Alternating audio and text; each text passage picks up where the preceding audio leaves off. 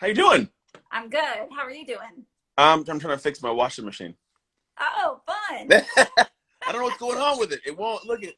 It's giving me some weird alert. There's a failure. My wife's like, it's messing up, and I'm like, I don't know. I don't do this thing. It's just things that, but it's like I gotta fix it now. So I'm gonna leave it Oh, unplugged. Maybe I turn it off and back on. It'll work later. But we're good. My day's. How's your day going? it sounds like it's better than yours. You got to Oh, have a mine's not washer so machine. bad. Things break. Sometimes things break, and then you have to fix them. But then when you fix that one thing, you learn how to fix many things like it. Therefore, nothing ever breaks again. And if it does, it doesn't break for long. Or you know what to do. What do you do? You know what to do if it happens again. You got to call thumbtack or something? You have to have somebody else come do it who's the master at these things? Yeah. Well, I hope that it's a quick fix with that washing machine. It's not going to be. It's okay, though. It's not going to be. I just got to, maybe we just have to buy some new washing machine this weekend. It's okay. It's okay. It happens. Yeah. You know what? It's a beautiful day. Look, you can't beat this California. Look at the California sun. Ready? Yeah. California sun. You can't beat that. That's good stuff right there. That is good stuff. I'm heading to California tomorrow. I live in Where Arizona. are you in right now? I'm in Arizona, so we've got plenty of sun. You But do. heading to California, we're going to house sit for friends for Thanksgiving. So There you go. I'll always take California sunshine.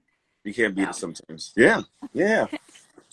So, Anthony, I'm excited to talk to you for a few minutes. I loved learning from you recently at the Influencer Summit, and you shared some really awesome things, and I wanted to be able to share that with some of the people I know.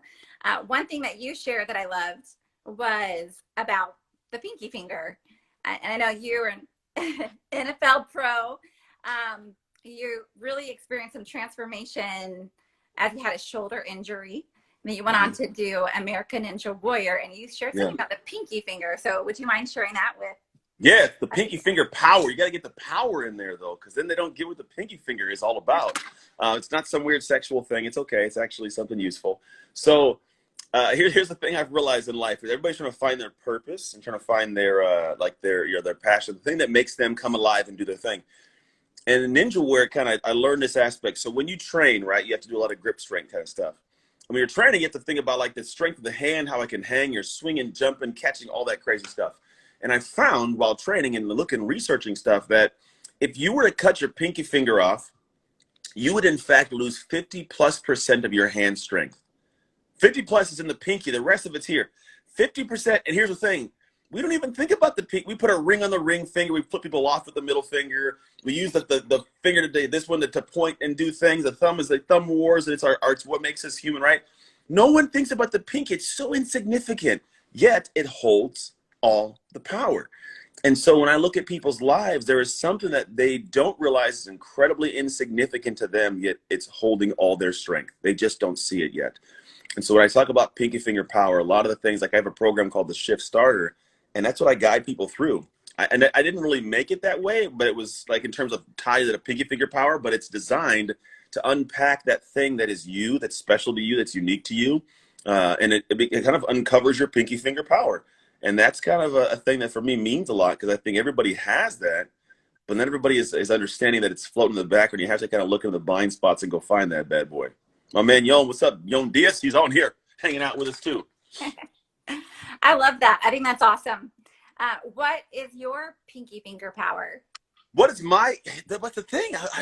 It's a pinky finger. It's insignificant. No, what mine is? I have found that my pinky finger power is I have a weird ability to connect with damn near anybody.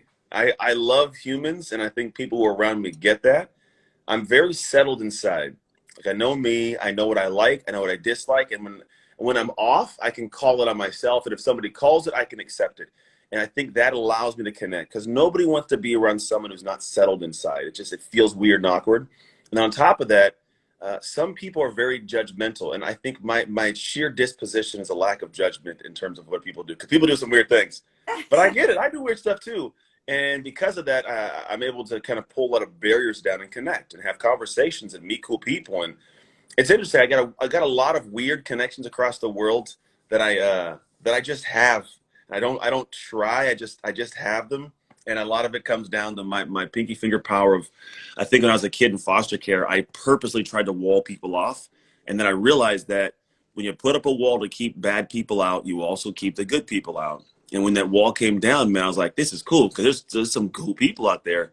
And I like collecting conversations with cool people. That's really awesome. I love that. I can see that too. You've got this energy that just attracts, which is really awesome. It's So fun, yeah. talking about your foster care experience, you were put into the system at the age of 3, right? And then adopted at the age of 14. Yeah. What was that experience like for you? How did it affect your sense of worth? And what can you teach based on what you've learned from it? So here's the thing. People are listening. They're not going to be able to attach, unless you're a foster kid or gone through. It's hard to attach the emotional connection, that experience. So I don't want to just talk about me because, I mean, when I'm on these things, this isn't about me. I've told my story many times. It's about you and everybody else tuned in right now. I'm talking to you. And here's the thing. Anytime you think about a point in your life where you felt like you didn't matter, nobody cared, you felt worthless, you felt less than, this is kind of how I started my life. So my mom did not want kids anymore. So me at 3 years old, and my siblings, all the 3 of them at 3, 2, 1, and newborn, we all got put into a foster care system. And that system, man, it was difficult. So if you've ever felt that feeling, that's how my life started.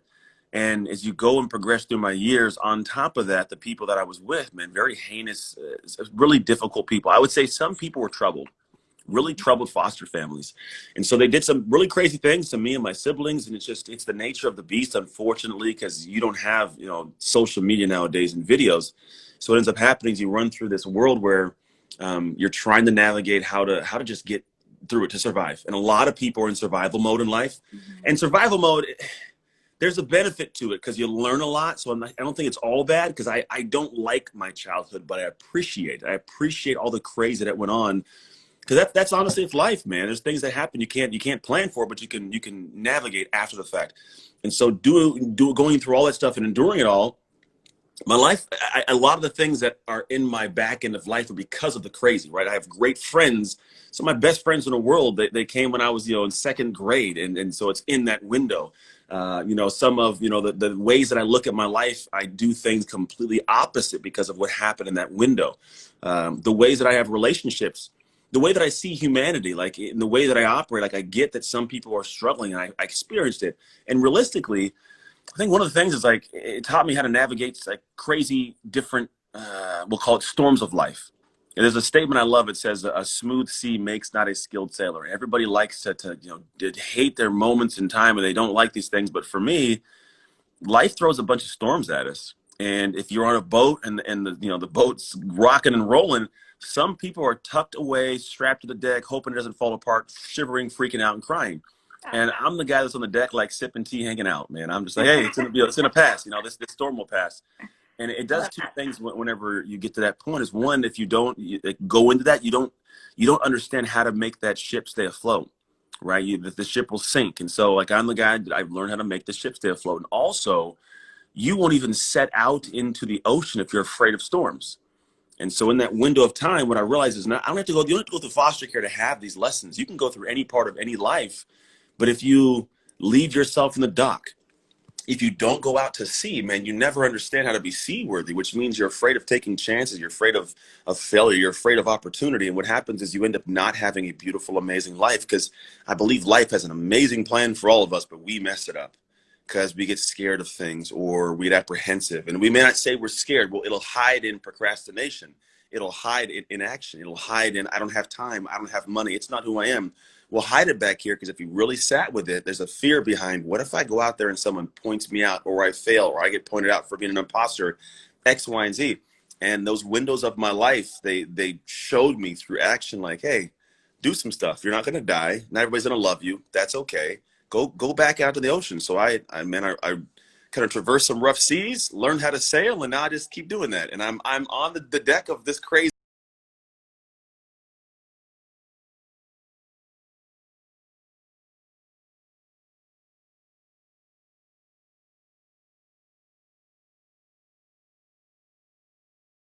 At some point, the thing breaks, the storm breaks, and now you get to go do some cool stuff in life. I love that. I love that. You got such a voice of power, and just the ability to help people feel able when they are really struggling.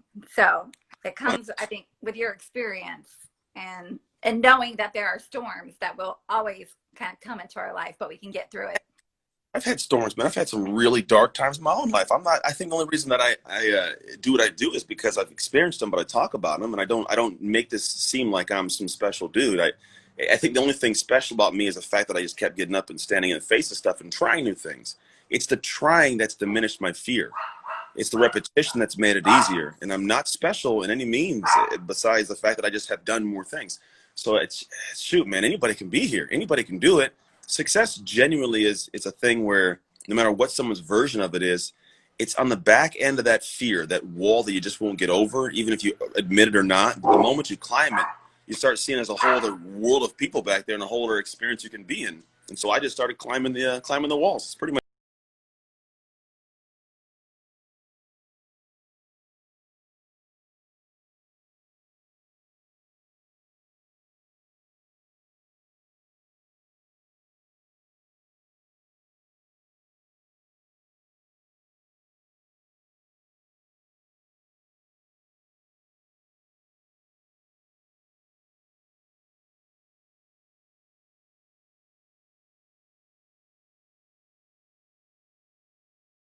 Do the work yourself. It's your duty. Even if it's not your fault, it's your responsibility to fix your life.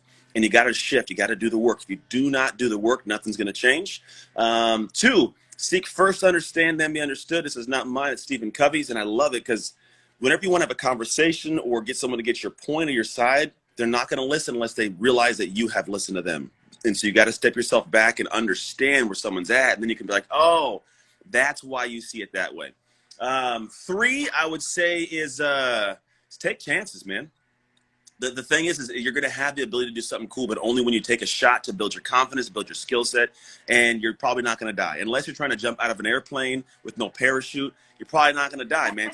Damn chance. I'm going to steal, number four, I'm going to steal Evan Carmichael's. I'm going to say believe.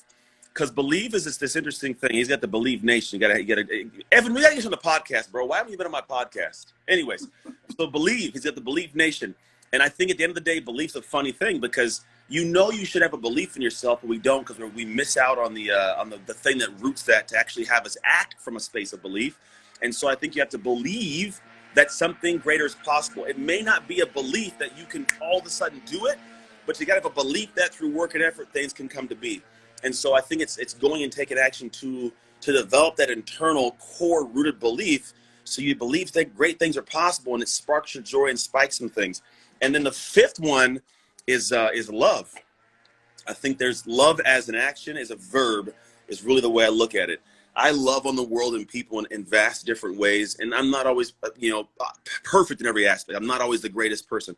But like I love my wife a certain way. I love my kids. I love my clients. I love you. I love my landscapers outside. I give them beers and wine whenever they're hanging out, man. I want people to, when they're around me, have a joy. I don't want to take away from the energy. And the way that I do it is by saying, like, internally, how can I love this person? And the love may come in buying somebody's Starbucks that they, I don't know them, they don't know me. It may come in pushing their car when it's broke down. It ain't got to be what we think it is, always an intimate love. Love is a thing that you do as a verb. And so if I could say anything is you're genuinely going to want to do that because the world's a reflection of us. What you give out into the world, it'll always turn back on you. So if you get to the point of where like you wonder why the world's so dark, and it's like because you're coming out with some darkness, unfortunately. Because I'm in the same world as everybody else, but I have joy. I meet cool people because they meet me in a joyful space. So if your love is a verb, you get that love back. That's so awesome. I love it, Anthony. That's great tips. I think it was less than 5 minutes. You've got a powerful way of delivering it. One last thing I want to ask you. Thanksgiving's next week. I love the concept of gratitude and the positive energy that it brings. So what are like 3 things you're feeling most grateful for this Thanksgiving season? Yeah, I'm grateful for Sophia Ahmed. I'm Nathan MJ. I'm grateful for the Dating Warriors, Mr. Brian Eccles. You know what? I am 3 things I'm grateful for is my family always. And I know it's kind of that thing that people say, but man, my root's different. Like growing up in foster care, I didn't have that root. I've gone through some crazy ups and downs to have my family intact. My wife and me in a great relationship, a phenomenal marriage, happy kids. I'm grateful for what that is. It really, it settles me and fills me so far up more than people grasp. I'm grateful for the business that I've built on the back of loving people, of doing great things and showing up above and beyond what most people think is logical to genuinely help people. Like, it's, people work with me, and I'm always always thankful that they chose me, because I realize that, one, I can really help them, and two, I'm going to be able to over deliver and prove to them that great things exist in this world. Like, it allows me this weird space of like, I know how great your experience is going to be, and you don't just yet, because I know how I'm going to show up. Like, it's just a different kind of, I can't say it and get them to get it. They just got to get in and they feel it. They're like, damn, this dude's dope. And everything is great, because I want that as an experience. And the third thing I'm grateful for is all the crazy people in this world. I'm grateful they exist because it gives me a barometer to see the opposition, to actually appreciate more all the things I have. So I'm grateful for the people that did their craziness in foster care. I'm grateful for the people that, steal the rims off people's car, or my car. It's happened before. I'm grateful for the people that send me messages because they don't like me. And that's cool. I'm grateful for them, because it allows me to go, man, that's the opposition. That's what it looks like. And I don't want to feel that. So I'm more appreciative of all the great stuff I have. That's awesome.